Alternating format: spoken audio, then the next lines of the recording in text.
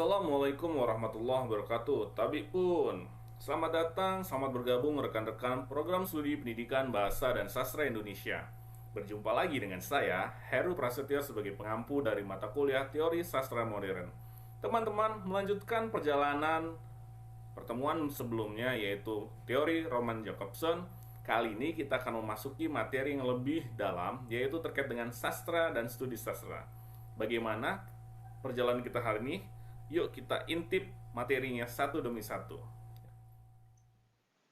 Baiklah, mari kita lanjutkan materi kita ke sesi kedua ini. Di sesi kedua ini, kita akan melanjutkan materi terkait dengan teori komunikasi Roman Jakobson yang lalu telah kita selesaikan. Di materi ini, kita akan bahas terkait dengan sastra dan studi sastra. Kita akan menyelami bagaimana dunia sastra dan bagaimana ilmu pengetahuan membahas sastra tersebut. Oke, sebagai awalan, saya tidak pernah lupa dan tidak akan pernah sungkan untuk mengingatkan teman-teman mahasiswa agar dapat menyampaikan pertanyaan, pendapat di kolom komentar video yang saya tautkan ini, yaitu di YouTube, atau melalui kanal forum diskusi Fiklas Unila ACID.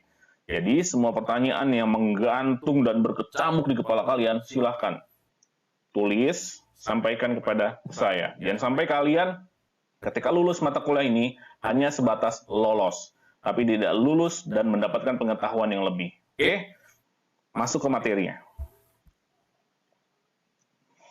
Sastra dan studi sastra. Mengapa berbeda? Dan perlu kalian ketahui teman-teman, terkait dengan sastra dan studi sastra, itu dua hal yang berbeda. Mereka saling berkaitan, tapi tidak berjalan beriringan. Bingung ya? Seperti permukaan mata uang koin. Saling berkaitan, tapi tidak pernah bertemu ya, dua sisinya. Oke, masuk ke dalam materi. Teman-teman yang saya banggakan, hingga saat ini belum ada definisi sastra secara universal. Mengapa? Karena masing-masing para pakar memiliki pandangan yang berbeda terkait dengan mendefinisikan sastra tersebut. Nah, di kesempatan kali ini, saya akan mencoba memberikan pandangan kepada teman-teman apa itu sastra, berdasarkan dua pemikiran, dua pernyataan yang sering kalian temukan dalam penelitian sastra.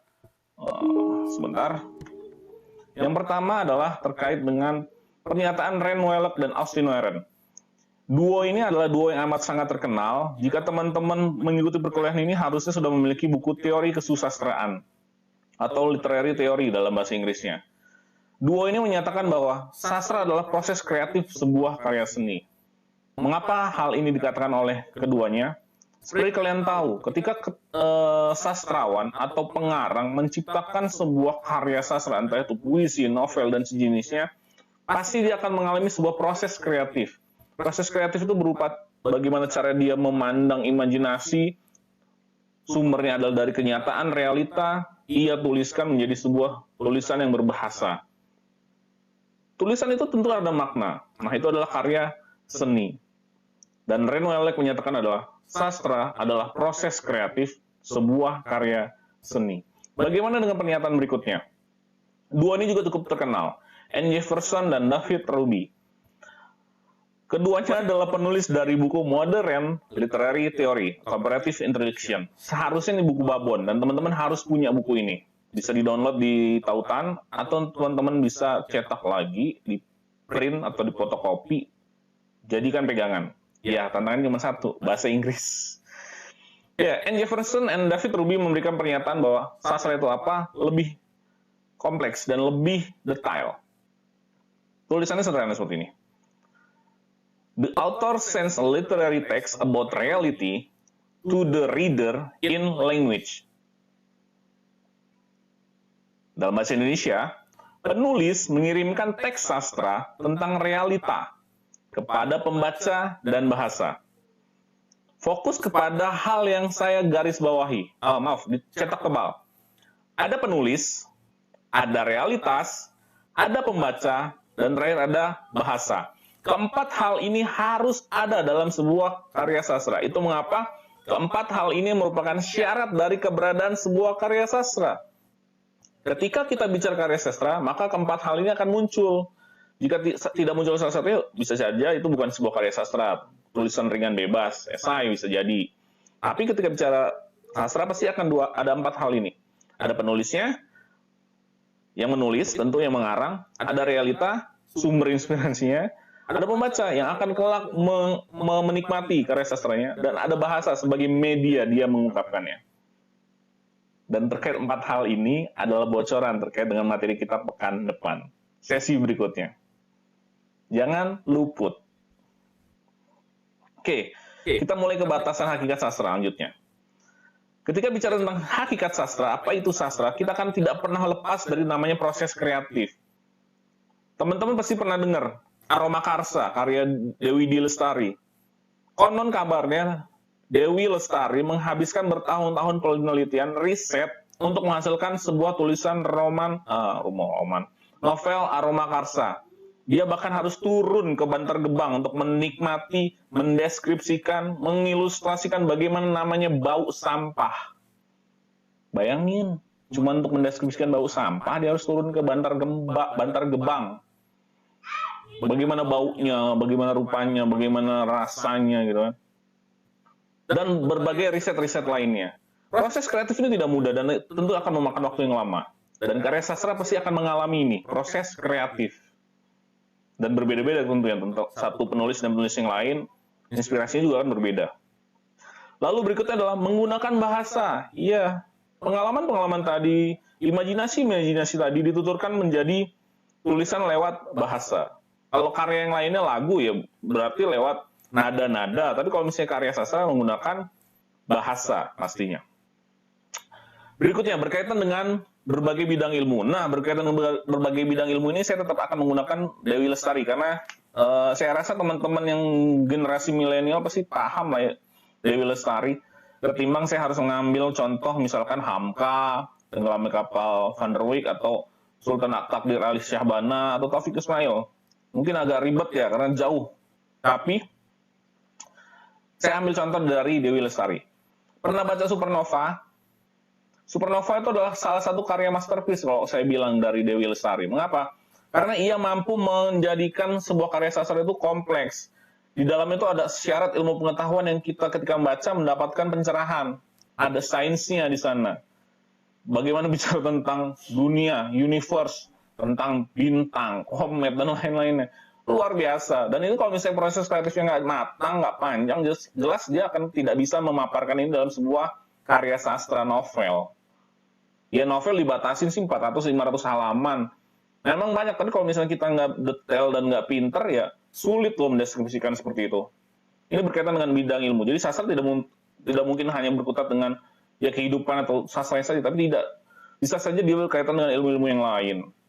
Sejarah, bicara tentang kedokteran, seperti itu. Bisa dimasukkan ke dalam sastra. Lalu berikutnya didukung oleh cerita.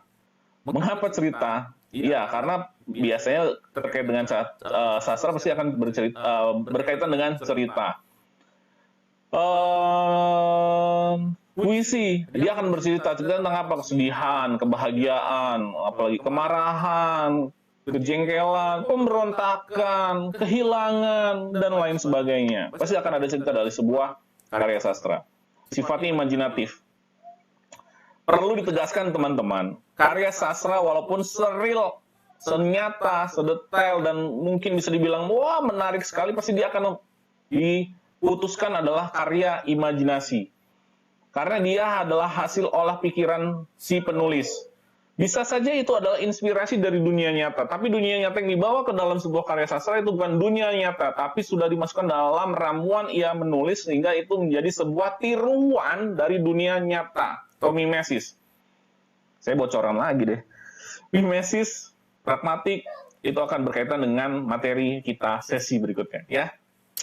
Intinya terkait dengan imajinasi. Sastra, imajinasi. Jadi bukan berarti sastra itu adalah murni kenyataan. Tidak. Sastra selalu imajinasi. Pun demikian dengan sejarah. Sastra sejarah. Memang isinya adalah terkait dengan sejarah. Tapi dia tetap saja berbau dengan sastra. Temanya saja sejarah, tapi tetap ya, imajinasi. Berikutnya, ciri karya sastra. Ada Welkweren dan satu lagi Luxemburg. Welkweren menyatakan bahwa ia menimbulkan efek yang mengasingkan, fiksi, ciptaan dan rekaan, pasti ya. Tujuannya tidak praktis, karena kita harus memaknainya, Karena pemaknaannya juga akan berbeda, makanya di sini ada tulisan bermakna lebih. Ketika A membaca, maknanya A. Ketika B membaca, maknanya B. Bahkan ketika A membaca sekali 2 kali, bahkan bisa mendapatkan makna yang A, B, C. Dia akan selalu berubah. Tergantung mood kita, namanya karya sastra itu kadang-kadang. Berlabel sastra, ada konvensi masyarakat. Lalu berikutnya Luxembourg, ciri karya sastra menyatakan bahwa dia adalah bukan imitasi, bukan tiruan, padahal tiruan ya.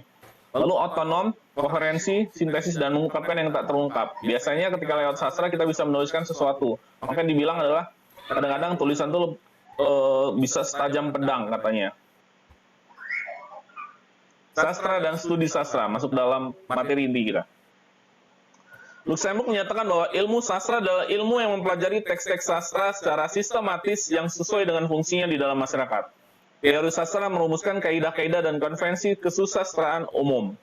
Nah, berkaitan dengan ilmu susastra ini, teman-teman mesti paham, ketika kita berbicara tentang sastra, baik itu puisi, novel, pasti teman-teman bicara tentang kaidah. Nah, kaidah itu adalah terkait dengan teorinya. Seperti itu teman-teman ya. Kalau fisiknya itu adalah sastranya. Claren juga menyatakan hal yang sama terkait dengan sastra dan studi sastra. Ia menyatakan bahwa dalam wilayah sastra perlu terlebih dahulu ditarik perbedaan antara sastra di satu pihak dengan teori sastra, kritik sastra, dan sejarah sastra. Karena menurut Claren, sastra itu sendiri adalah proses kreatif. Proses kreatif, lalu teori sastra itu berkaitan dengan kritik, sejarah, yang merupakan cabang ilmu sastra itu sendiri. Gimana? Pusing? Panas? Meledak? Bingung? Gampang? Kalau gampang, pusing, dan sejenisnya, silakan tanyakan di dalam kolom komentar yang ada di bawah. Atau tuliskan di forum diskusi kelas kita. Kita bahas satu. Ketika teman-teman bicara tentang sastra, maka bicara tentang sastra itu adalah produknya yang dihasilkan. Puisi, novel, cerita pendek, bersambung, hikayat, roman, dan sejenisnya. Tapi ketika bicara tentang ilmu sastra, maka kalian akan bicara tentang kaidah, bicara tentang teori, bicara tentang penilaiannya, bicara tentang bagaimana asal-usulnya sebuah karya sastra. Oke, detailnya kita akan lanjutkan. Pasti panas otaknya ya. Oke, ini ada lingkaran. Bukan lingkaran setan ya, tapi lingkaran sastra. Oke, teman-teman. Ya, di sini saya menuliskan adalah sastra dan studi sastra. Teori sastra adalah kumpulan ide dan metode yang kita gunakan dalam membaca praktis karya sastra. Jadi ketika kita membaca sastra, ketika kita ingin memaknai sebuah karya sastra, maka kita perlu ilmu, kita butuh namanya pengetahuan. Nah, pengetahuan ini yang harus kita miliki, dan harus kita tanamkan dan kita jadikan fondasi dalam menganalisis sebuah karya. Nah, apa itu ilmunya? Di sini ada sastra dan studi sastra. Sastra dan produknya. Studi sastra itu apa? Berkaitan dengan ilmu, berkaitan dengan pengetahuan. Nah, di studi sastra ini ada bermacam-macam isi, ada teori, kritik, dan sejarah. Nah, teori sastra itu akan berkaitan dengan jenis karya sastra, teori, norma, atau kaidah yang berhubungan dengan karya sastra. Panas, bingung, kita bahas. Berkaitan dengan jenis, norma, dan kaidah yang berhubungan dengan karya sastra. Teman-teman pasti ingat, namanya puisi. Dikatakan puisi mengapa? Dia memiliki kalimat atau kata-kata yang indah. Ada rima, ya, benar. Itu terkait dengan puisi. Itu adalah aturan yang melekat dalam puisi. Jika tidak indah, jika tidak punya rima, ya tidak dikatakan puisi. Itu adalah teorinya yang kalian ketahui. Nah, bagaimana dengan kritik sastra? Kalau kritik sastra ini upaya untuk menyelidiki, menganalisis.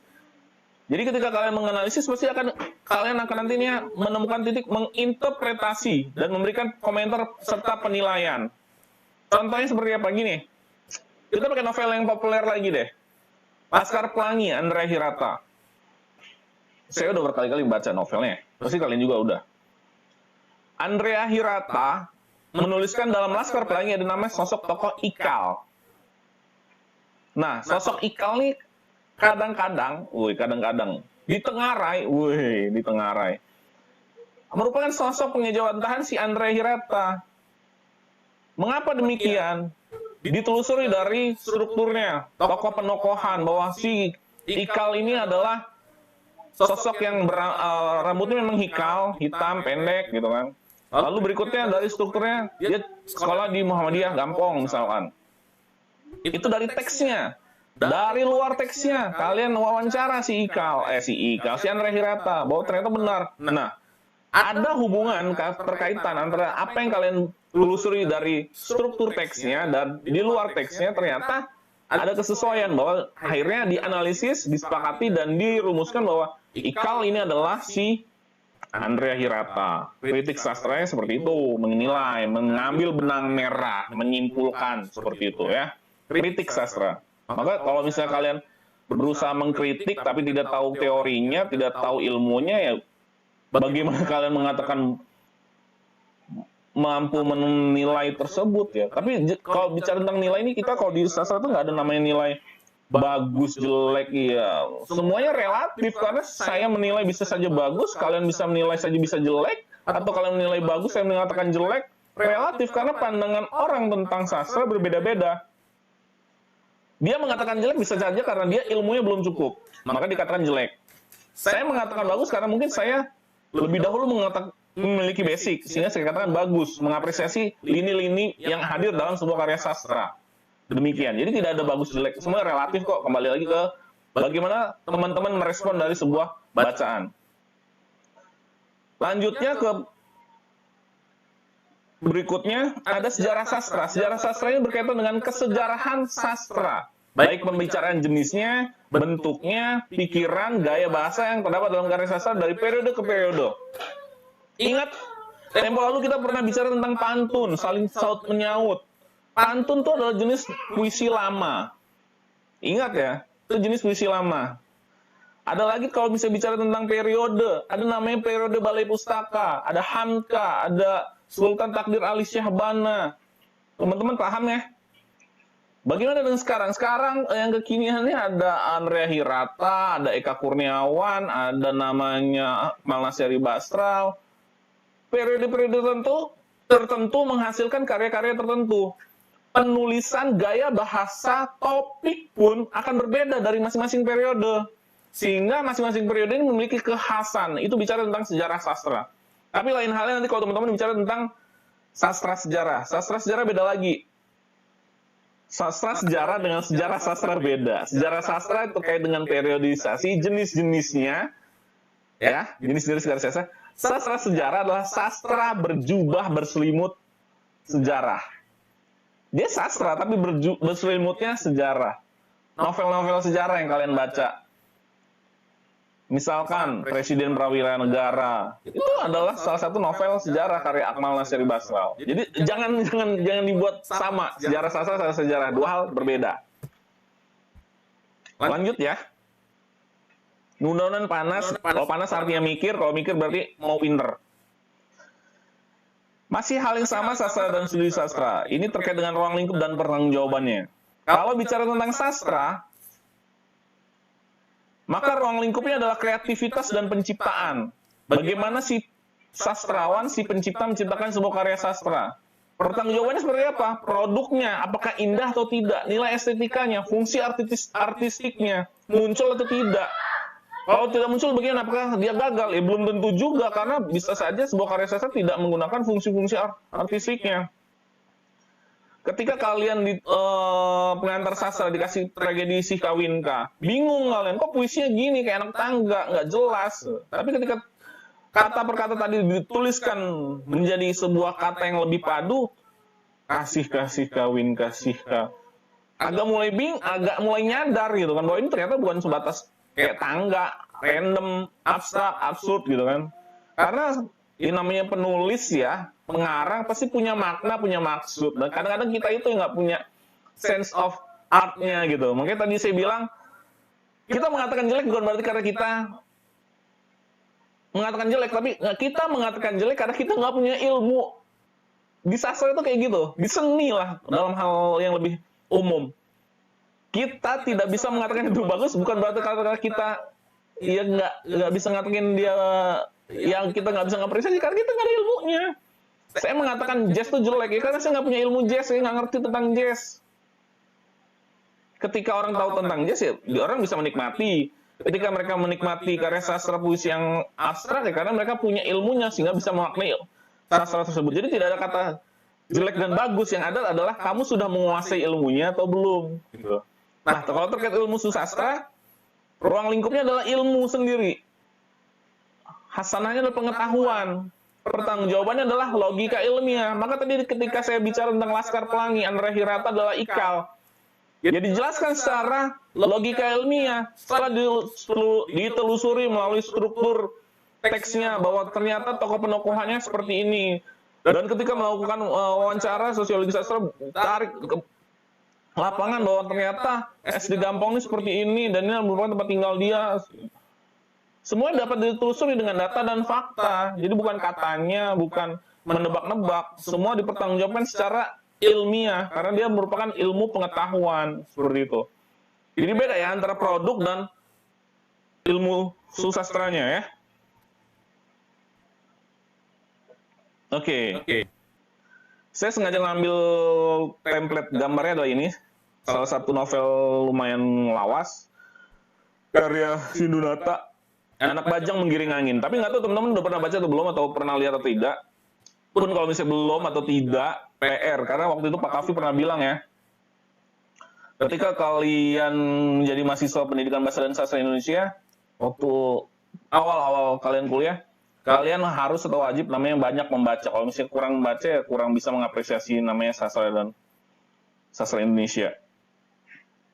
Oke, lanjut ke tulisan yang saya tampilkan. Teori sastra adalah deskripsi dari prinsip-prinsip yang mendasari.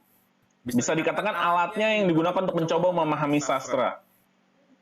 Kalian tahu struktur sastra ada namanya plot, alur, ya kan, tokoh penokohan. Hal ini kalian pelajari, kalian pahami untuk memahami bagaimana kalian bisa membaca secara utuh apa yang disampaikan oleh pengarang karya sastra. Kalian tahu yang namanya alur maju, alur mundur.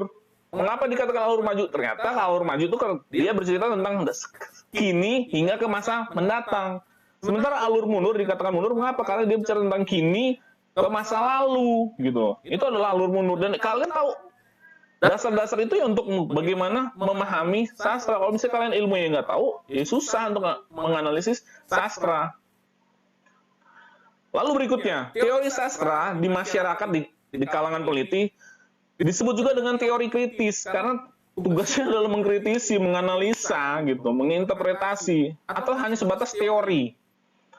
Dan bahkan sekarang sudah mengalami transformasi. Di teman-teman UI, Ilmu Pengetahuan Budaya, di UGM, Ilmu Budaya, UNPAD, UNPAD apa ya? Ilmu Budaya juga ya, ilmu sastra ya. Di sana dikenal sebagai teori budaya. Mengapa? Ya karena ketika kalian bicara sastra, kalian akan bicara tentang hasanah budaya yang coba dipotret di dalam sebuah karya sastra. Itu mengapa kata tadi sempat disinggung terkait dengan realitas, bahwa karya sastra adalah tiruan, mimesis, mimetik dari sebuah karya sastra. Realita. Karya sastra ini kok mirip ya dengan kenyataan. Bentar. Sorry, gambarnya agak saya tutup. Nah, kalian tahu novel ini novel agak lumayan baru. Novel ini bercerita tentang pandemi. Apakah pandemi ini bercerita tentang sekarang? Nggak ada yang tahu. Dan kita nggak bisa menilai bahwa iya atau tidak. Karena bagaimanapun juga Akmal hanya mengambil cerita inspirasi. Mengambil tiruan kenyataan atau kejadian yang ada, peristiwa pandemi, diimajinasikan terjadi di tahun 2035, pandemi lagi, gitu kan. Jadi itu hanya mimesis, tiruan belaka, seperti itu. Makanya ketika kalian bicara tentang karya sastra, karena itu merupakan tiruan dari namanya realita. Nah, realita ini kan selalu kan ada namanya bicara tentang kemasyarakatan. Masyarakat itu kan bicara tentang sosial budaya, politik, pertahanan, keamanan, segala tetek bengeknya. Ini sama, dia diambil, dituliskan kembali. Dia sama kenyataannya dengan realita, tapi sudah diotak-atik dengan imajinasi si pengarang. Makanya disebut tiruan dari realita. Isinya ya terkait dengan budaya, pertahanan, keamanan, koleksus Buthankam lah, seperti itu. sehingga dapat dipahami sebagai seperangkat konsep dan asumsi intelektual yang menjadi dasar karya menjelaskan atau menafsirkan teks sastra. Clear ya?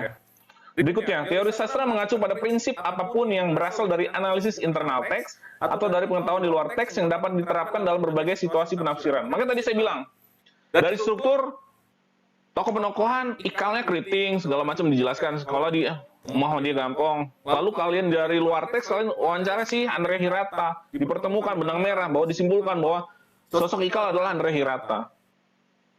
Clear. Selesai.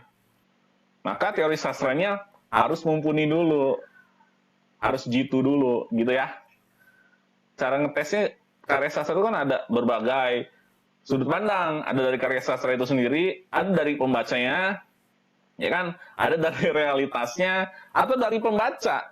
Bagaimana respon pembaca ketika menikmati karya sastra. Nah, hal ini akan kita kupas di sesi berikutnya. Lebih seru nanti ya. Kalau misalnya ini 4, maka tadi Jefferson sama Ruby kan ada menjelaskan 4 ya. Ya kan, ada tulisannya, ya kan, ada 4 sisi. Syarat keberadaan kesusastraan itu ada 4, kata N. Ruby tadi kan. Ada karyanya sendiri, ada penulis, ya kan, ada ada universe-nya, ada pembaca, ada 4. Dan ini yang akan kita bahas pekan depan. Ada realitas atau universe, ada sastrawan atau pengarang, ada pembaca. Ada karya sastra itu sendiri. Nah, di sini realitas, mohon maaf, realitas akan berkaitan dengan mimetis tadi. Karya akan bicara dengan objektif, sastrawan akan bicara tentang ekspresif, bagaimana sastrawan mengekspresikannya. Pembaca akan bicara tentang pragmatik, nggak peduli dengan yang hasil objektifnya, tidak peduli dengan produknya, tidak peduli dengan karya si pengarang ngapain maksudnya, gitu, tujuan mau ngapain, pokoknya yang saya terima begini loh, gitu. Itu adalah pembaca atau pragmatik. Tapi saya nggak akan menjelaskannya sekarang. Kita akan menjelaskannya sesi berikutnya. Tetap semangat, tetap berbahagia, karena materi kita akan lebih menarik, lebih hangat. Ke dalam ini sesi berikutnya akan lebih hangat, lebih dalam, lebih intens, dan lebih akan membuat kepala kita panas. Maka saya akan mengingatkan teman-teman, jika ada pertanyaan, jika ada pendapat, silahkan tuliskan di kolom komentar YouTube-nya. Ada apa Pak di bawah Pak? Bodoh lah. Atau tinggalkan pertanyaannya di kanal forum diskusi di Fiklas Unila ACID ya. Teman-teman, teori sastra modern sesi kedua saya akhiri sampai di sini. Kita akan bertemu di sesi berikutnya dengan materi yang lebih seru tentunya. Terakhir, pesan dari pemerintah, tetap patuhi protokol kesehatan, silahkan cuci tangan dengan sabun dengan menggunakan air mengalir ketika kalian lepas dari luar rumah, selalu gunakan masker, tidak berkerumun, menjaga jarak. Teman-teman, corona itu masih ada. Terima kasih atas kesetiaan dan kesediaan teman-teman. Materi berikutnya terkait teori Abrams akan kita bahas di sesi berikutnya. Jadi, tetap setia di mata kuliah ini. Saya nantikan pekan berikutnya. Terima kasih. Wassalamualaikum warahmatullahi wabarakatuh. Tabi.